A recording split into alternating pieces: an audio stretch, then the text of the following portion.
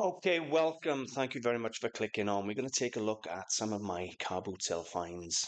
I'm an antique dealer and I buy antiques and collectibles at car boot sales. And the purpose of my haul videos is to first of all share with you the antiques and collectibles I find at car boot sale, but I also share tips on trying to help people identify and find these items themselves. So my videos are entertainment, but also a little educational and hopefully give you a bit of inspiration. So stick around and hopefully you'll enjoy. My name is Walter O'Neill and I am the founder of antiquesarena.com.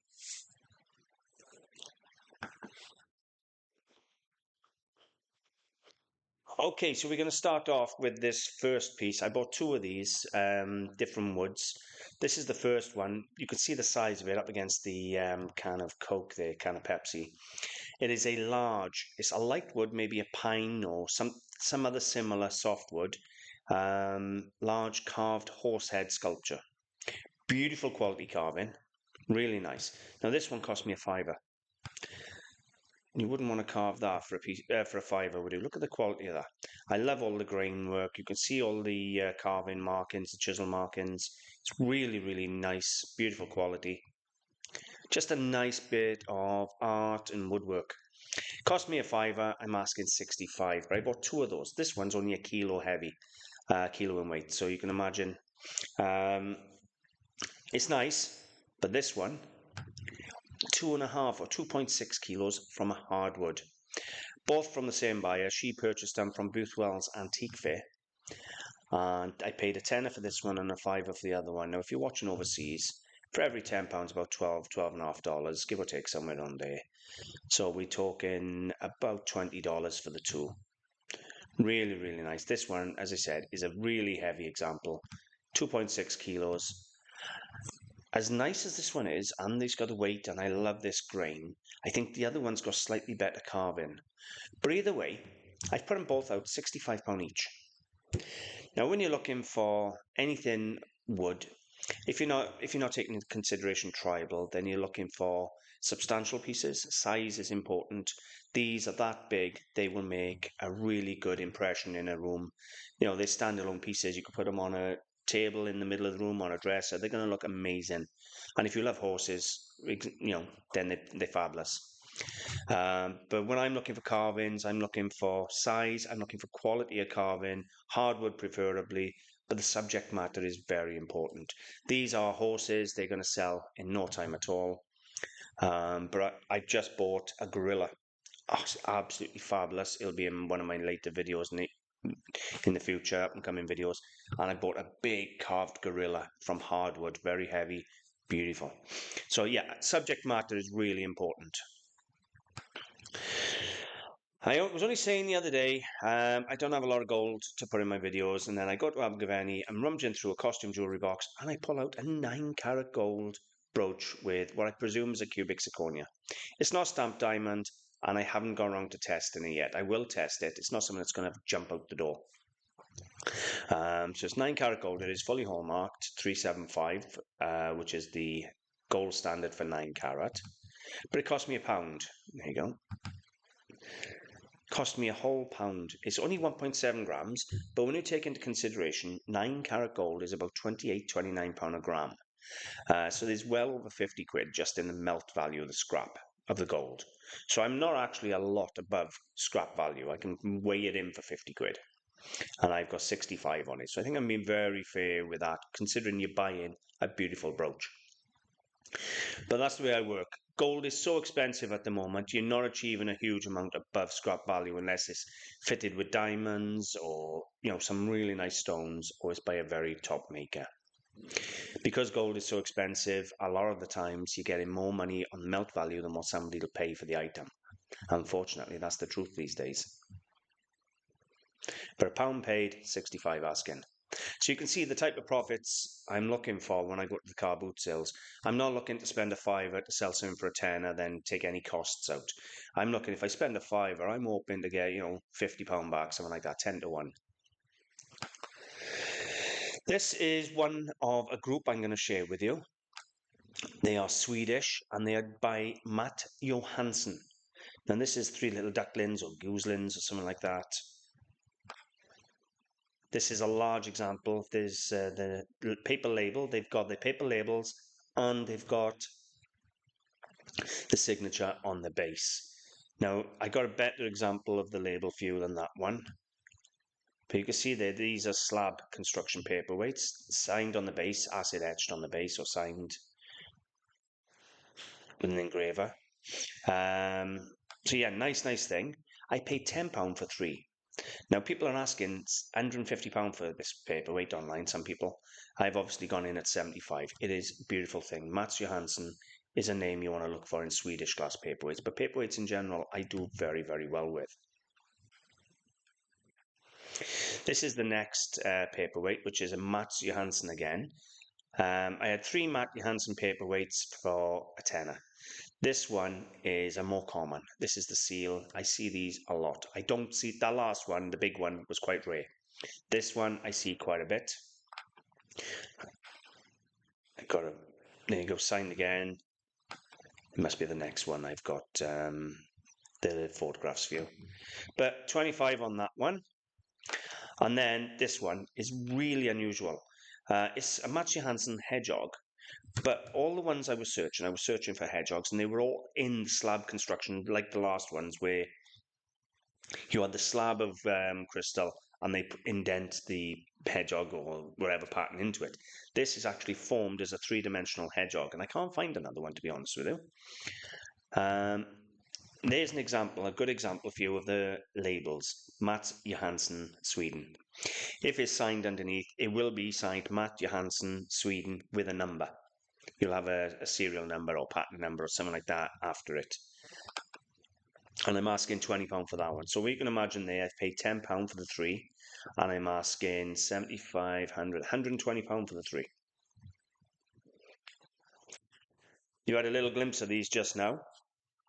I bought these last week at £2 a glass, which was a gift. And I'm not being funny, right? These are really scarce.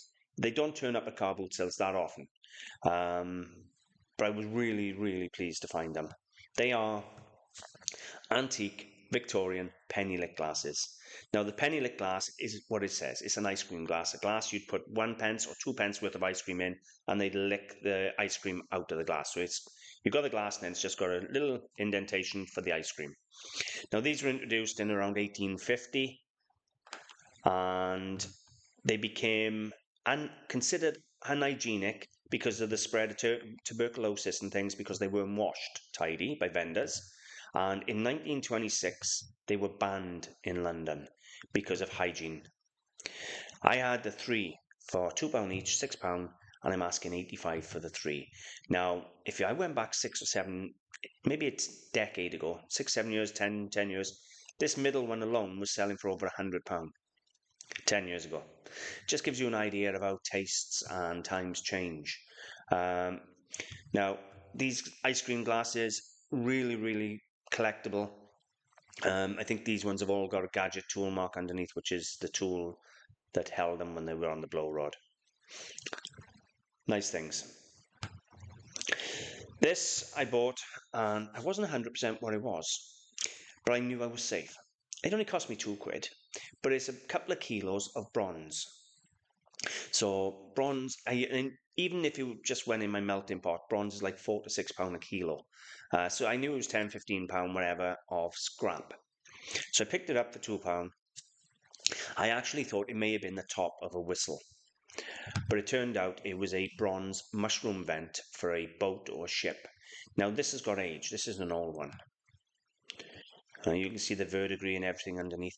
Now you could, if you wanted, clean this up to look brand new, sparkly, shiny, like a brand new copper pipe if you wanted. But why would you want something antique to look brand new? I don't know. But I didn't know what it was at the time. Minor research found it wasn't difficult. My £2 is up for 75.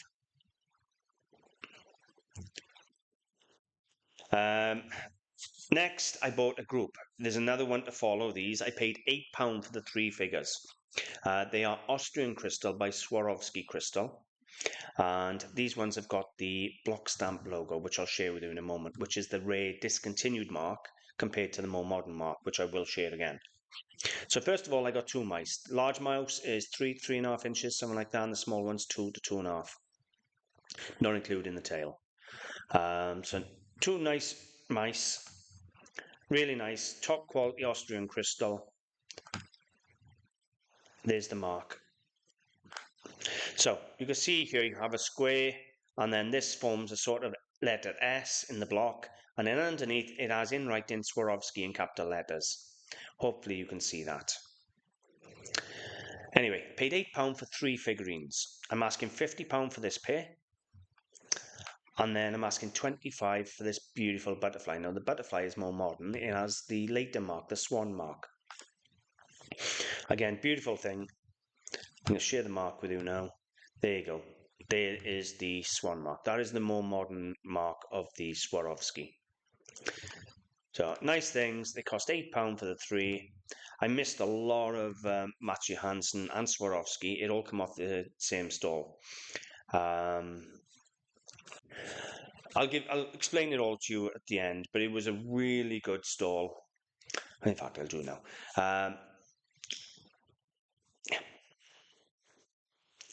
Moving on, we got this. This came in from Gethingay this week. It was a signed full-size rugby ball for the Ospreys rugby team, and there's a lot of signatures on here. 3 on there. I got some close-ups. I struggle myself with joined-up writing, but I have managed to identify some. But there's loads and loads and loads of signatures on here. I paid £3 for him, asking 50. But you got Alan Wynne-Jones, who used to be a former captain, Justin Tipperick, who's a flanker, Rhys Webb, George North. They're just a few of the names I managed to identify. Cost me £3, out for 50, over the moon with that. And this is the final piece for the video, and then we'll have a little chat. This is an 18th century English Delft charger. This is Bristol.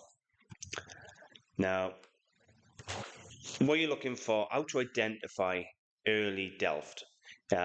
First of all, is hand-thrown earthenware. It always has a sort of white to creamy white with a hint of blue glaze, depending on if it's Dutch or English.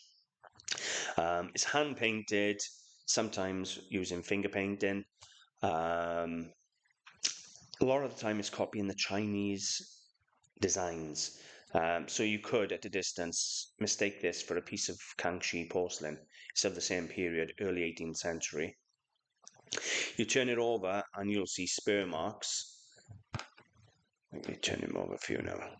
So this here, on the left here where I'm circling, that is a spur or stilt mark. So you're looking for them. Now bear in mind, yes, this plate has been cracked clean in half.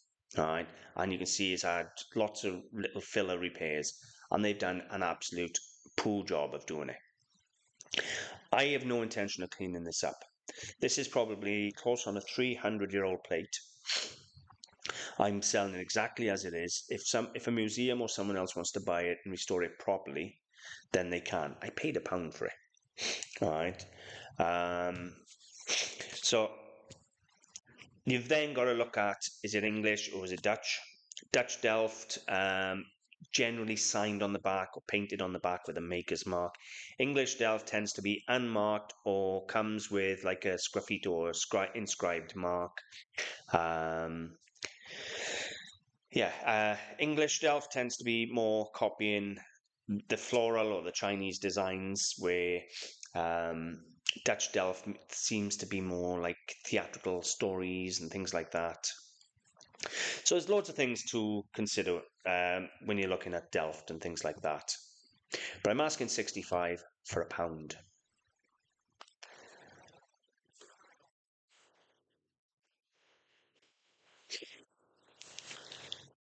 Now, when I go out looking at car boot sales, I'm not just looking for something I can make a quick profit on. I'm looking for pieces with a story behind them, pieces with history behind them, pieces with age, pieces that are handmade, hand-painted, something that's taken someone a lifetime of skills to learn. I will buy mass-produced, but I'll only buy mass-produced if it's for next to nothing. I'm going to share a little story with you about Kieran. I think I actually mentioned it in the last video I did. We did a live video on car boot sales in general. The other day. We're doing a live podcast, myself and Kieran from Taliesin Antiques. And 1 week is on my channel, the next week is on his. And we've done a few weeks already. This week's gone was on car boot sales. So we talked about what is a car boot sale, the type of things you can find at car boot sales, and to support that, I showed 3 of some of my best finds. He showed 3 of some of his best finds. Then we talked about our pet hates, things we don't like about car boot sales, things like that. It's a really interesting chat. So if you're interested in car boot sales or learning about car boot sales, go and watch that. It's a really interesting chat. We have a good chat about it. But one of the things that I wanted to get across that I think I did touch on it slightly in that message, was Kira made a mistake last week or the week before. When you get to a stall and that stall is pulling out really good gear and they got a table full of interesting quality antiques and jewellery, and you can see the quality's coming out, and then you realize by the prices they charge in, they're not dealers. That's called a honey hole, and that is what every dealer is looking for at the car boot sale, is a honey hole. So if you find a honey hole, you are better off staying there. And I don't mean if it's like a crowd of 100 people or 50 people, whatever. If it's like 4 or 5 of you, just stay at the stall, constantly look at the table, look at what they're putting on the floor. Because I don't see the point in leaving a honey hole to walk around the boot sale looking for another honey hole. If you're there and you found that right stall, because they're so few and far between, you have no idea what you can get out of them. So that's what you're looking for. And if you find it, don't leave the stall. Now, I found one of those honey holes up in Madley car boot sale in Hereford. It was absolutely fabulous. And they were clearing a relative's house and they didn't care. They were just selling it on. And I had some stunning stuff, including a Chinese stool, hand-painted stool. I think it's early 20th century. I'll put that in a future video. I had all the Swedish Mats Johansson, the Swarovskis off them. They were really good. I missed a lot of stuff. They pulled out a ton of Swedish glass, which another dealer got. I had my bits. I was over the moon. But if you find a honey hole like that, don't leave the table and go in search for another honey hole. That's almost as bad as saying, I've got a winning lottery ticket here, but I'm going to leave it there and see if I can get and go and buy another ticket and see if I can get another winning lottery ticket. That's how dull it is, in all honesty. So if you find a really, really good stall, just be patient and wait for them to put it out. And it proved fruitful for me because Kieran left the stall a couple of weeks ago when he walked away, and I picked up a massive 19th century double happiness porcelain jar. So anyway, that's it for today's haul. Hopefully you've enjoyed some of the pieces I've shown you, and a bit of inspiration if you're out and about at car boot sales, charity shops, wherever you go in. Pick up these pieces, they're worth money. And if you're interested in becoming an antique dealer and learning how to do this type of stuff, then I have books. I wrote my own books. I have countless videos to help you. I have articles on my website. I also do sort of mentorships and things like that. I have a gentleman coming down who's going to shadow me in the next couple of weeks. So you can see how it's done, how I do things. So there's all different options. But if you love it, the only way to learn it is to just dive in and make a start. That's the only thing I can say to you. Thank you for watching. Hopefully you've enjoyed, and I'll see you soon. And for those of you who saw the first attempt at this video, I'm very sorry. I put it out yesterday and the screen share didn't work, so I've had to refilm the entire video. Pain in the bum. Bye for now.